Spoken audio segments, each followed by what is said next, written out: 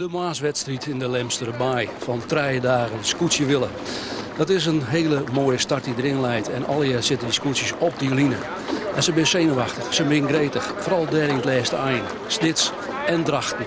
Ja, die krijgen een valse start, want ze weer viersten debutiert. En dat was ik terug op het startskip. Want als zeus van de skippers, de nummers 2 en 12 nog maar een keer draaien. We hebben hier in de Lemsterbaai weer een trijhoek. Krijgt als dat we juster hier. En dan maar de eerste tonnen bij de Friese hoek. Mooi voor het publiek daar op de pier. Ja, Snits dan. Die dan hele oren gedachten hier door deze wedstrijd. Die mat op een nij starten.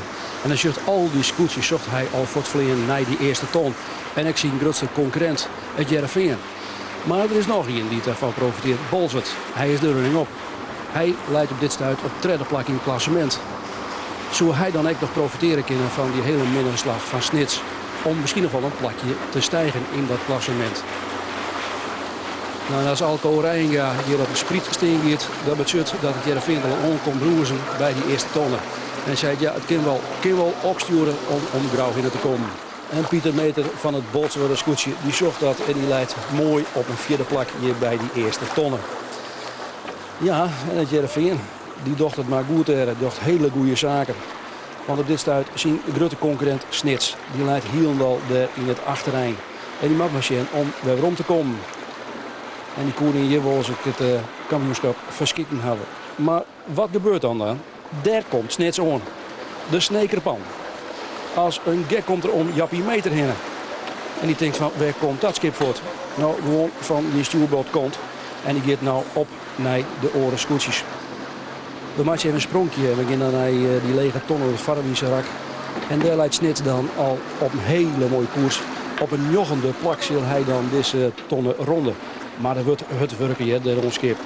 Verschrikkelijke hut om toch maar de plak te horen. Maar die motor die moet draaien. En die motor, dat is dat zeil. Dwerzoer. Nou, dat gotje dat wordt dan heel mooi nom. Maar daarachter, daar wordt het heel penibel van een paar scootjes. Lodewijk Meter die leidt Boppen, Jappie Meter. En Jappie Meter kan even kant uit. Ja, dan maak je de tonnen. En dat bestuurt dat je er gewoon nog maar weer eens even een rondje draaien moet. En dan kom je Hielendal achter in het labyrinth. Want ik daar kan er net een kant uit. Lodewijk leidt Boppen en Snits die naait uit. En die naait er goed uit. Want hij docht een hele mooie slag over de midden van de mar. Die horen scootjes, die zie je al hier de zeediek op. Want daar is het warmer. Daar komt dan die wien voort. Maar Douwe is eigenwies. Die wil vrij zielen. Maar die is op wij naar Jereveen. Die daar in de vierde bij het strand is. Kan hij daarbij komen? Want eigenlijk ben die vingersters al een machtig in gevecht. Maar die jousters.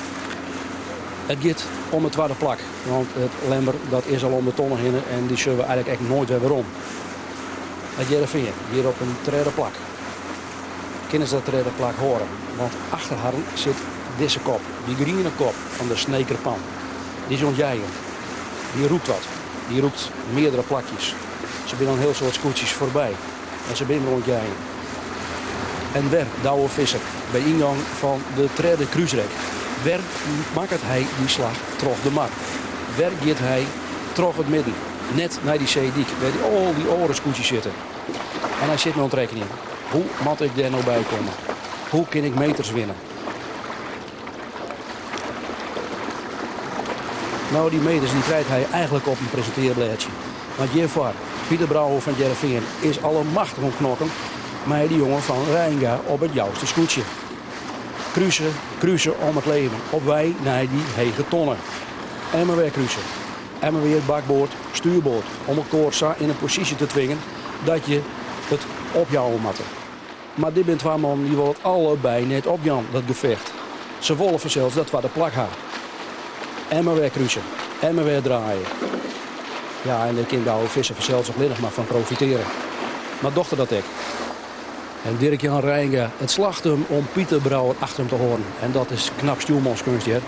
Dat je zo krap met die scootjes draaien kunnen. En maar cruisen met elkaar. Om daarin een lietsbitje te vernachten.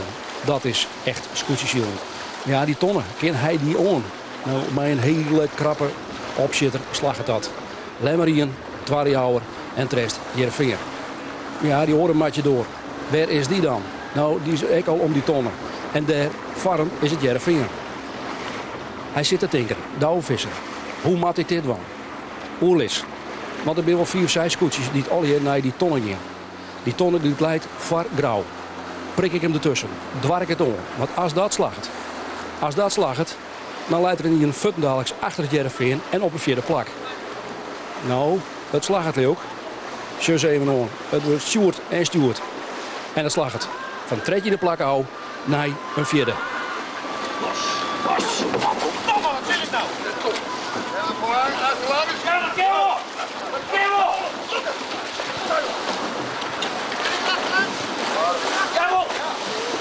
Ja, Leeuw van der Pol die zei: Dommer, pak hem erin. Ja, ze krijgt net gratis verzeld. Er maat beulen geworden. En in die laatste route, ze zijn zo alle machten met elkaar knokken. Snits en Jereveen. Wat doen we? Wat voor route kiezen we? Kies ik de onval of verdedigend zielen? En verdedigend zielen, dat docht het Jereveen. En ze hebben geen eigen winnaar. En Adel verplicht. Adel zwerven met het Lemse scootje. Die wint dan op het thuiswetter. Met daarachter die 2 matjedoren, Jereveen en Snits. Die zijn samen met elkaar aan dondergaan. Dat ze het eigenlijk het eeg in de vloot verliezen. En er komt nog een heel soort skippen. Die finishen nog verharren. En zo eindigen ze in deze geweldige strijd op een 6e en zo'n de plak. We zijn zeker gretig. En we zeggen altijd, we kunnen beter 1 keer te laat, 1 keer te betijd zijn, 10 keer te laat. Dus we gaan ervan uit dat we dat risico is incalculeerd. Ja, dan is zo'n hele spannende wedstrijd aan de in. En dan zul je Heerenveen verliezen. Poeh, wat gaat er trooi in?